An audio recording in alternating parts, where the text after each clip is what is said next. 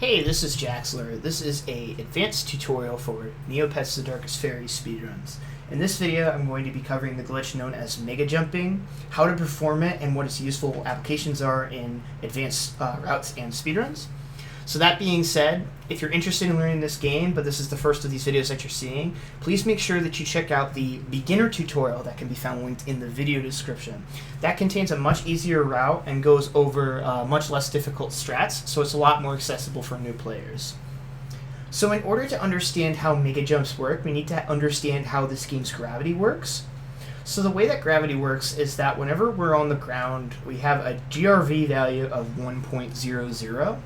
That sort of represents the degree to which gravity is affecting Tor, or in some cases Roberta, right?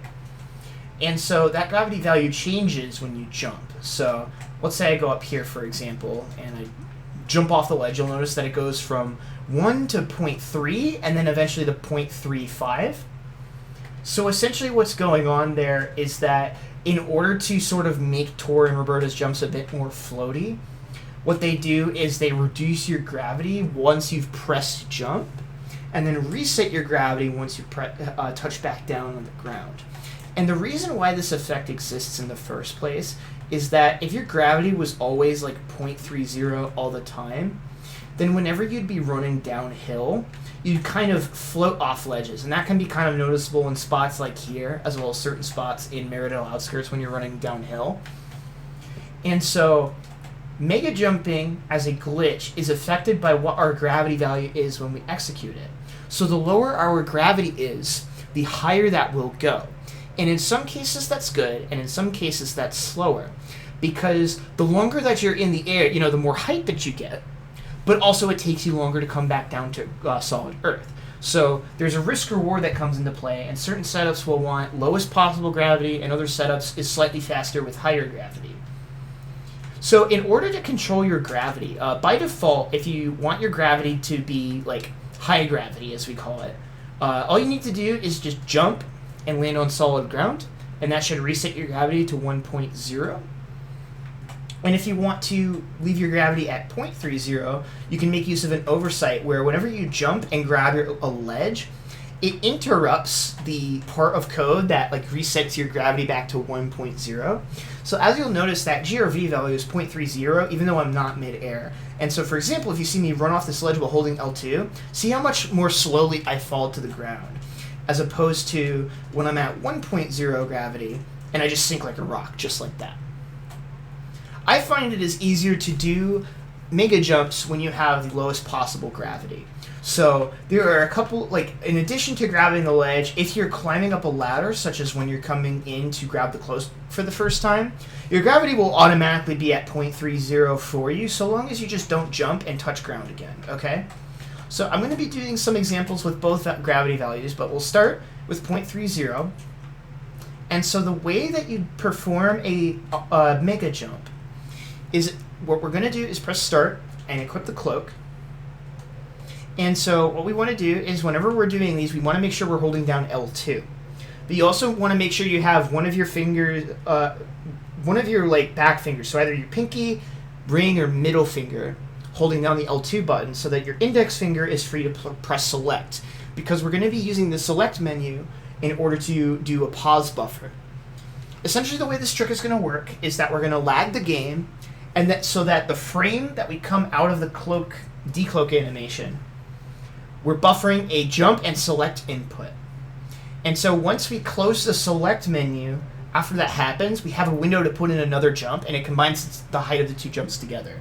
So at full speed, it looks something like this.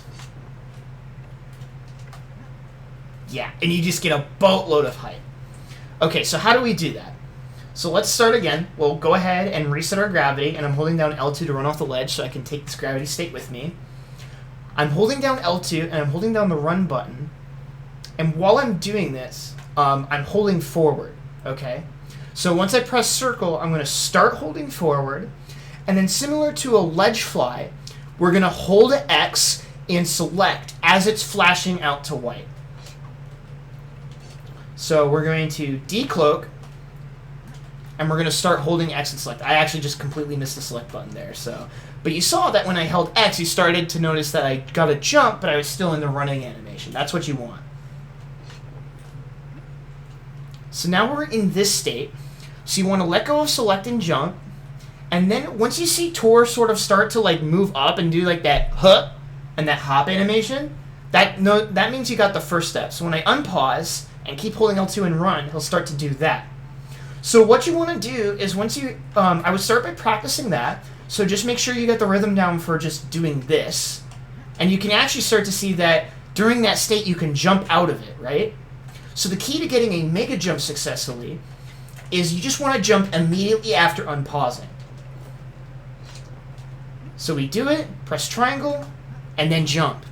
There's a pretty decent window in order to get this one to work. So as you can see, when we have 0.30 gravity and we perform a mega jump, so again, circle forward, hold select and X, press triangle, and then hold X.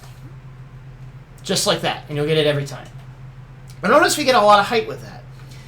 If I do it at 1.0 gravity, for example, it's a little bit trickier, but you can still do it. And you don't get as much height, but that's still a lot bigger than the amount of height that you would normally get off just like a jump like this, right? So there's pros and cons to, like I said, to using both, because like with the 0.30, you get sent into orbit, but it takes you forever to come back to the ground, and as you might have remembered from the beginner tutorial, you are fastest when you're on the ground.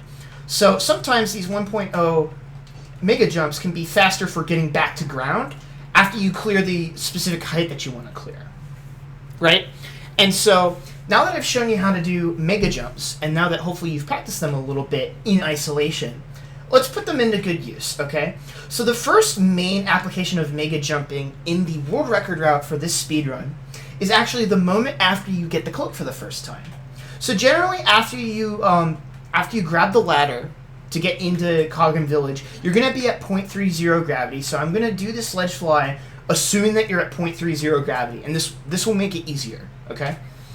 And so what we're going to end up doing is we're going to hold L2 to keep running off all these ledges so we don't end up resetting our gravity. If you do by mistake, just go ahead and jump and grab this ledge and hold L2 and do it again. You just want to make sure you're at that 0.30 gravity. And so what we can use a mega jump for at the start is there's normally this line of dialogue right here where Tor says, I better get back to work. And he's like, and then he does this walk and it's really slow. And then from there you can end up running into the water, right? But it turns out with mega jumping, what we can end up doing is we can just clear right over it and not have to read that dialogue. And so that's what we're going to be using the mega jump here for first. And so what I do is I set up 0.30 gravity. And so you can just do a straightforward mega jump over the bridge and that will skip the cutscene. But the faster way to do it is you want to stand about yay far away from the bridge and kind of move towards the right. Then turn your camera so that Tor's head is facing that smaller of the two pine trees that are closest to the left side of the bridge. And you can even back up a little more from this and angle probably something about like this, right? What we can do is we can actually clear the invisible wall around the sides of the bridge and mega jump straight into the drink, skipping having to run around that invisible, basically around the guard and fall into the water manually. So what I do is I'm running from this direction, I kind of run to the right side of the bridge, I stop, use L2 and turn the camera to align the camera into position. There's a different amount of positions that can work. Just don't step on the bridge or get too close. Back it off like just about like here. And then we'll go ahead and do the inputs for a mega jump. So circle forward, hold X and start, and then you just jump like that, and you clear the invisible wall and fall straight into the water just like that. And so that's the first application of mega jumping. And that saves a couple of seconds and is a pretty nice time saver. As opposed to having to watch the cutscene and have your soul sucked away, I guess. Another good application of mega jumping is for Act 3. So in Act 3, what you can do is you can actually use a mega jump to get out of bounds, and it allows you to avoid doing that ledge fly setup in order to make your way to the Act 3 version of Castle Entry. And so I'm going to go ahead and make my way through here. This is the similar sort of ledge fly fight escape that you saw during the any% tutorial. And so we'll just go ahead and get out of bounds here. The enemies are going to be a little rude to me here. The enemy pathing tends to be a little different if you use a save file here, so that should work. Nicely done. We'll take second try. And so when you're learning this specific Mega Jump, I recommend doing this without Potion America Speed. But once you get better at it, you can start setting it up. And so as you make your way through here, there's going to be a line of dialogue from Roberta, so make sure you set up the text dialogue skip. And so what I would recommend doing is doing a jump away from this ledge, and then have Tor grab it like that. And so if you do it with a running start, sometimes you'll get the ledge grab, but sometimes you'll also, you'll get the animation, but you won't be, you'll still be at 1.0 gravity. So what I recommend when you're first setting up the lowered gravity value for this is I would do a standing jump without moving the stick away from the ledge and then hold forward and then have Tor grab the ledge like that. That'll either give you 0.30 or 0.35 depending on how long you were in the air. But both of those gravity values will work for this. You can also do this at 1.0 gravity, but it is really, really difficult, so I wouldn't bother. So the setup for this is once you come off of that ledge, you're going to make your way between the tree and this rock, kind of where this grass patch is, and then you're going to rotate Tor so he's facing the wall and perform the Mega Jump input. So again, we're going to equip Cloak, and then we're going to decloak, hold forward, and then during the flash, we hold select and X. Don't do it too early or else it won't work. Now.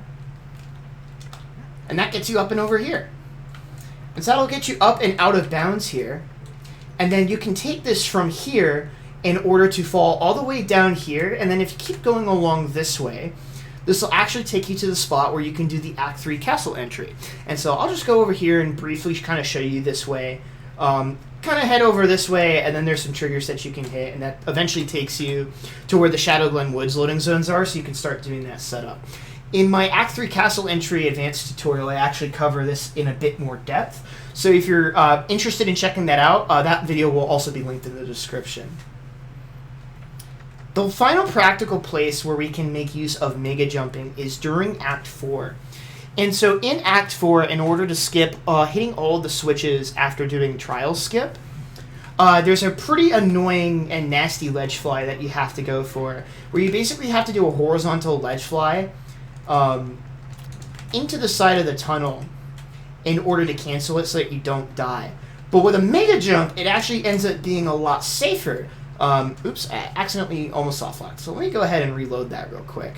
You gotta be a little careful there. I think I was holding down L2 by mistake. Make sure when you're doing a lot of these ledge flies, don't hold down L2. Don't make the same mistakes I did. And so we're going to make our way up here. And so, not for this ledge fly. So this ledge fly you still do. So I'm just going to go ahead and set it up just like you saw in the tutorial.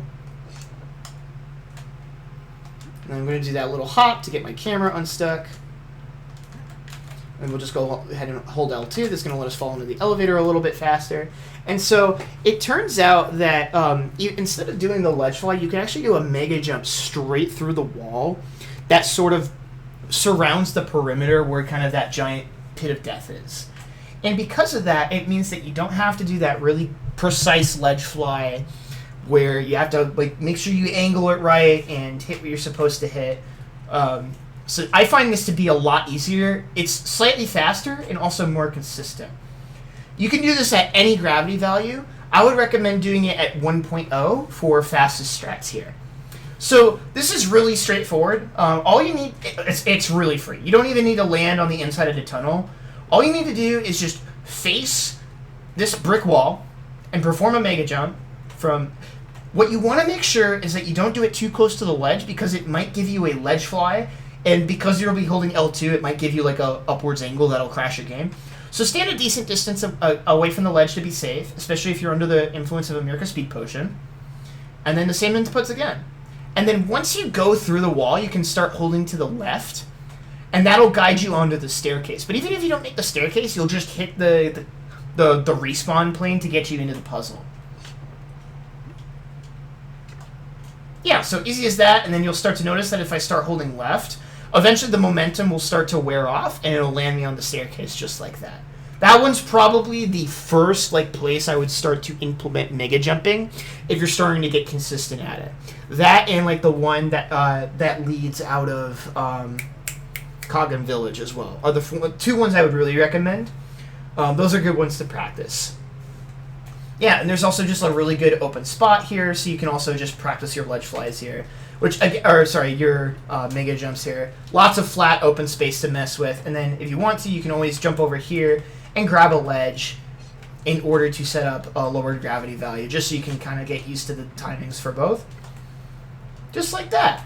And so that's going to do it for this video on mega jumping. If anything in this video wasn't clear, you have further questions, feel free to reach out to me. You can either leave a comment here, or make sure to check out our speedrunning Discord, which will also be linked in the description. Everyone would be more than willing to help you out, and especially if anything's wrong with this video, please let me know.